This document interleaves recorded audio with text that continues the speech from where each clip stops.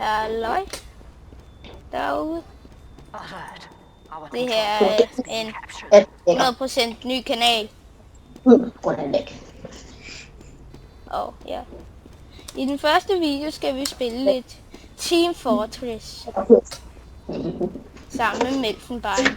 Og selvfølgelig F1 Markus. Hej. Okay, dreng, hvor er I henne? For satan. Okay, de er faktisk rimelig tæt på basen. Er de? Ja. Jeg kilder bare folk. Det er jo fuck. Oh my god. Det er de. Jeg kunne snipe, hvad jeg skal stille op. Bum! Hov, forbi. Okay, der kommer de. Base. Hvad sker der lige? De kommer bare pløkkende. Og så flyver. Eller flyver tilbage til den her. Jeg kunne lige have nakken. Okay, fair. Det er også være lidt. Hvad? Til den. Jeg tager også sniper. Ja. Meld fra det er nok ham, jeg er bedst til, hvis jeg skal være helt ærlig. Hvad? Har du sådan en pigkulanak? Ja, til scout. Ja, du kan se den nu. Ja, jeg har den på mig. Jeg har den også. Ja, jeg er pisse dårlig til at bruge den. Fra, må jeg lige se den? Hvor er den? Hvor er you? Okay, nu kommer ham der heavy igen. Nej, han har ikke opdaget mig. Det har han. Jeg fik hans medic. Den der, den er så dårlig. Ja, det er den. Jeg tror, jeg skal gå her og sniper dem. Du mister liv, hvis du ikke rammer med den. Hvad for en? Ja. Den der pik. Dårligt. Jeg kalder Fik ham. hvad? Nu kan jeg ikke huske, hvad han hedder. Ha! Jeg kalder heavy for hippie. Jeg elsker bare at se folk dø. Især når det er mig, der dræber dem. Jeg kan bare ikke klare scouts. Ej, de er virkelig... Nogle gange er de virkelig svære at ramme med sniper. Det vil jeg virkelig give dig ret i. Men også når du er sådan 2 mod 1 scouts. Nå, så er det bare ja. sådan, Du kan sagtens vinde, men det er sådan lidt svært. Fordi ja, de løber jo bare rundt om dig. Ja, Det gør scouts typisk. så bold har de. Ej, for satan! Dø med dig. Jeg fik 2 døde af en heavy. Okay, jeg skal lige have en anden, jeg skal lige tage en anden. Lol, han sigter igennem. Nå, det er dig. Melfenbein. Og jeg har også Det var bare lige det sigte igennem væggen lige før. Ja, okay. For jeg var så sej. Nej, det er du ikke, men... Okay, jo. Og du er klar, mig. Jeg kan ikke ramme ham der. Jeg kan ikke ramme nogen. Og var det en fjende? Jeg troede, det var en, der var med. Og YouTube, I må godt sige, at jeg rammer dårligt. Ja, men I må sige, at jeg rammer dårligt. Det gør jeg. Der døde jeg så lige. Jeg venter på dig. Okay, jeg tager medic igen. Så støj! For satan! Så kan jeg stoppe det. Hvorfor har den her kylling en lort? Hvad? Så du bliver slå. Lol, han har en pose på hovedet. Oh my god. Og så tager jeg sniper. Og så bare. Hun kommer herind. Jeg skal gå ind. Medic! Come on, doctor, follow me. Jeg skal da fremme til Lige mig. bag dig. Tak. Vil Pussy, du var med i den her? Det var bare godt. Hvor er den? Han er lige der! Han tager mig. Dreng, hvor er I henne? Hvor er I henne? Ja, okay. Dø! Dø så med dig! Okay, jeg tager tager ham. også scout. Dø så med dig! Det er så irriterende med ham der scout. Han slår mig bare lige bogong, og så dør jeg. Det er bare røven ud af bukserne. Og værre endnu. Jeg vil godt tage med nogle andre. Ej, hvor er det en flot sniper, du har dig der. Ja. Det der. Magnus, er du lige... Eller Melf. Melf, er du lige kommet op på Wow. Nej. Okay. Det var mig, der var fuld. Skod. Hvorfor? Ja, jeg var ikke meget fuld. Det var sygt. Okay, nu Åh, så går havde vi hen. Ja, Så er der en der. Ah, okay, det var der. Kunne ikke se ham. nu er I henne. Er I oppe på taget eller hvad? Nej. Jeg er død. Men jeg tror, jeg vender til live igen. Nej, Jesus. Nej, Jesus har det nu. Men jeg er træt. Jeg var til flæsk i går. Du. Ui. Baseball. Jeg ramte ham. Skavl. Shit. Han opdagede mig. Jeg havde regnet med, at jeg var ligesom en spy. Dø med dig! Dø med dig, dø med dig, dø med dig, dø med dig. Gider du godt så stille, der er det dumme scout? Så dræber han mig igen. Okay, det var ikke ham. Okay, hvor er I henne? Men jeg hader virkelig scout som en sniper. Det der med lorte maskingevær, det hjælper jo ikke noget. Dø med dig. Ham der er også maskiner. Den gider jeg ikke bruge. Hvorfor er det først til på natten har bare så lidt lys, når du er den? Jeg elsker min sniper. Og jeg fik lige en med bat. Og Han var jeg godt aner nok ikke, dårlig, ham hvorfor der. jeg sagde det der. Hvad? Baseball! Baseball. Wow. Ja, det er det der bat der hedder Sandman. Ja. Der kan man skyde dem Gunslinger. med den der bold.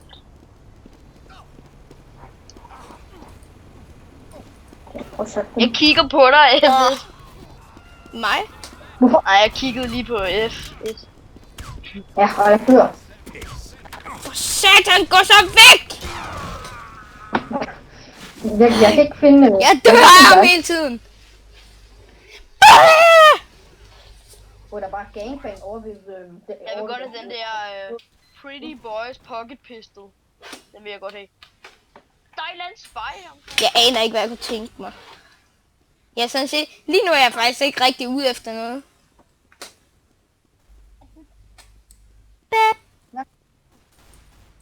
Det er ikke også sammen.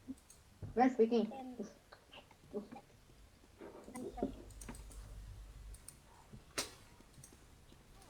De har Centrigon.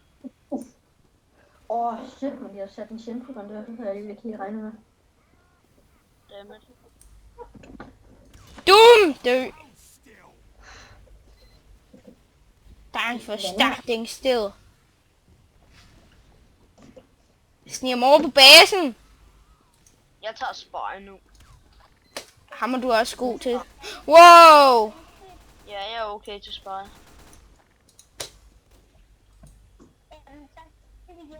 Nu så jeg så sniper.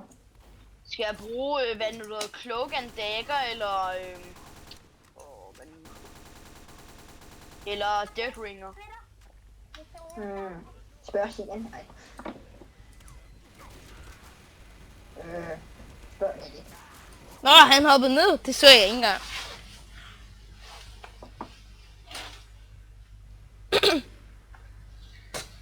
Kom så, Frej. Snipe dem. Ja, jeg prøver. Jeg kigger på dig. Og nu kigger jeg ikke på dig mere. Så nu er jeg ved til live. Hvad? Jeg er virkelig god for en anden sniper. Jeg har andre sniper, men jeg kan desværre ikke bytte, for jeg er ikke premium. Jeg har ikke købt i shoppen, og det har jeg heller ikke tænkt mig at gøre lige i forløbet da. Gå så væk med den der! Tingest! Jeg kan godt blive, jeg er premium. Ja, og det er jeg lige tilfældigvis ikke. Er du over på fjendens base? Jepsen! Jeg fik lige en! Bedre. Og Jeg tror faktisk også, jeg vil prøve at være spy igen. Det var mega sjovt i går, da vi kom over på basen. Ja, jeg fik næsten sådan hans sønse. Men klokken var også røv om natten, så... Oh my god, mand. Dort! Hvad sker der? Men altså. De står og camper lige ude for vores base. Okay, vi har en anden spy, som er over på fjendens base lige nu. Det er Mette, ikke? base lige nu. Det er Jake eller 04 eller sådan noget.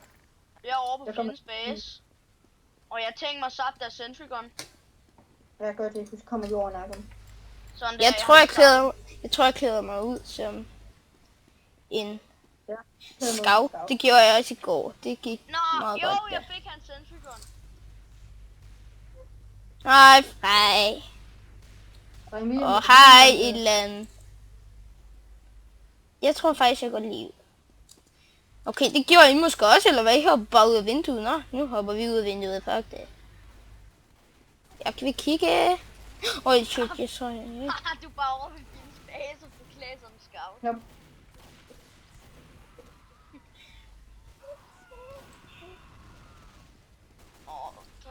Ej, det er min heavy, det der.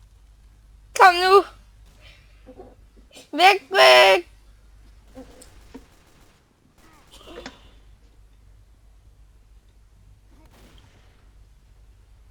Okay, jeg så snakker jeg alle dem, som der bare bevæger sig. Jeg går ind på basen. Men jeg er ikke inde endnu. Oh my god, hvordan kan han se mig? Gå nu væk. Oh my god, han er sindssygt. Sniper. Længe er noget godt sigtekorn. Oh my god, hvor er han dum. Nej, nej. Gå nu væk. Nej. Nå, Jeg var så tæt på. Oh my. Der er en eller anden, der skyder. okay. Vi har to. Jeg tror, Hvad er vi har to pyro? ude. Pyro. Det er det nok det bedste sted at stå. Hvis der er nogen, der har opdaget en. Dø nu med dig. Dø. Oh my god, jeg hader så meget scouts. Han er så klam. Han er hurtig. Du, du, du, du. Åh, flere. Åh nej, nu er der en scout, der har opdaget mig. Bum! Vi ramte ham. Ja, jeg ramte ham.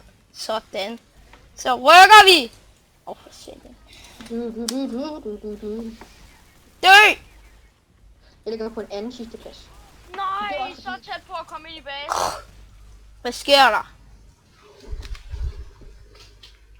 Nå, lige meget. Jeg fik en.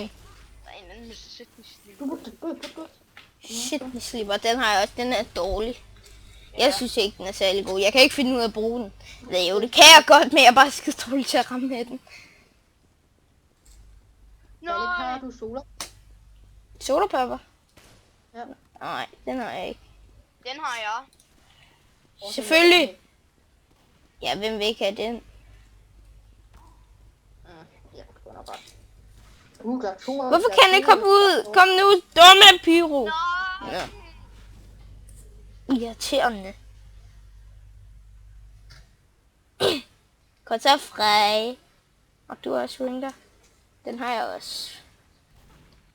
Oh my god, jeg var lige sådan ud på grund af et eller andet lort. Jeg tror ikke meget til. Hvad gør du? Der er en, der har fundet hi-fi. Okay, håndene vil blive autoblandet om. Det håber jeg ikke, de vil.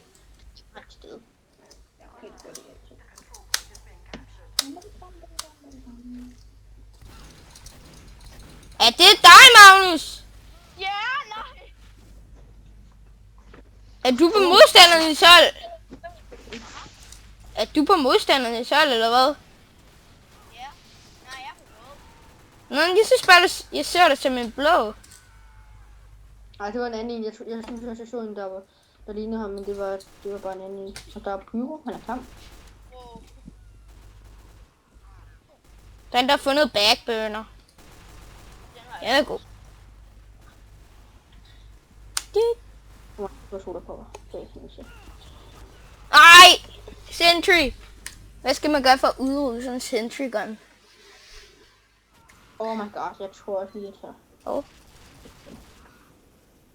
Ja, de har en eller anden sentry gun deroppe. Der er en eller anden, der styrer med ranger. Jeg tror dem. Og jeg gider ikke have den på. Town manager. Den gider jeg ikke have på. Der er kommet en eller anden opdatering med den der Cow Manager. Den skyder anderledes nu. Gør den? Skal jeg Ja, teste prøv den? den. Okay. Den er faktisk ret god nu.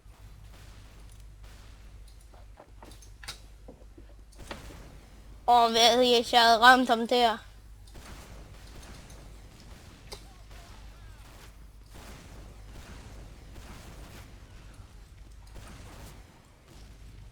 Jeg er så tæt på at komme i deres base. Nej, lol, du ham er død. Ej. Jeg tror lige, jeg skal hele lidt liv. Okay, hvor I henter I over på din base? Ja, det er jeg. Det er jeg tilfældigvis ikke. Jeg prøver at komme ind i basen, og så bare nakke alle dem, der spawner.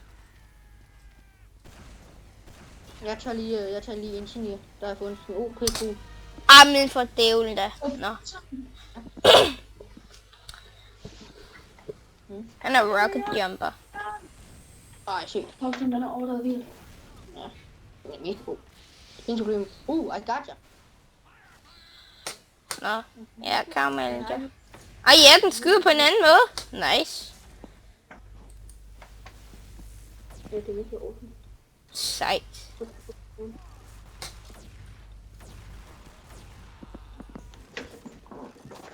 Jeg er bare skide dårlig til den. Til hvad? Carmel, ja. Ja. Ny nemesis. Jeg hader bare de der nemesis. Oh Jeg er bare... Jeg er mega god til at få nemesis, fordi jeg hele tiden dør. Jeg er så dårlig, mand. Så det er fuldstændig vildt. Se, jeg har 2 nemesis. Dø! Hvorfor kan jeg ikke komme ind? Jeg kan ikke lave det der strafe jump mere, hvor man kommer ind i deres base. Så dør du.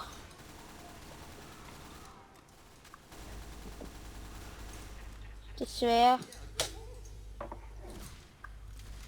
Jeg løber bare over med scout, så bare hopper ind og brænder. Okay, det kan jeg nok ikke. Jeg sætter centrifugeren over det hele. Ja. Men kan du ikke give virus? Kan du ikke give de der centrifugers virus? Oh my god. Han stod der. Så skal jeg først lige deroppe. Han var min nemesis. Ham der fader et eller Jeg skal andet. lige først få en af nakke ham, sådan at jeg bliver klædt ud som ham. Så kan jeg gøre det. Okay, det er virkelig. En og nakke ham. Nej, så tæt på.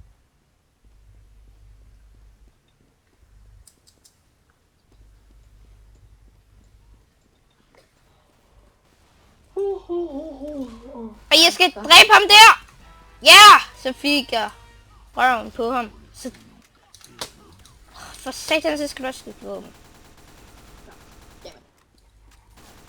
Jeg kan bare aldrig komme mega. Jeg kom ind i deres base. Bare stå og kame dem.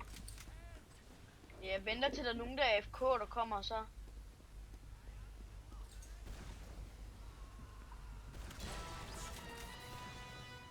many times have you died?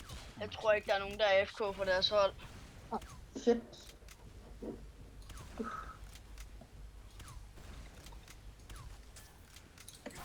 Og jeg døde. Pis. Shit. Der er en eller anden medic, der er sådan en spy, der er klædt til. Og nu går jeg ud. Jeg prøver at komme op og zappe deres sentry runner. Der er nogen, der er døde deroppe. Ja, det er måske mig, fordi jeg går og skød bare med fuld kraft. Jeg har snipet nogle engineers. Lige to the face. Nå, men drenge, skal vi sige, at det her, det var den første video på den her kanal? Det var godt. Nå, men så var det vi siger. See you later. Alligator.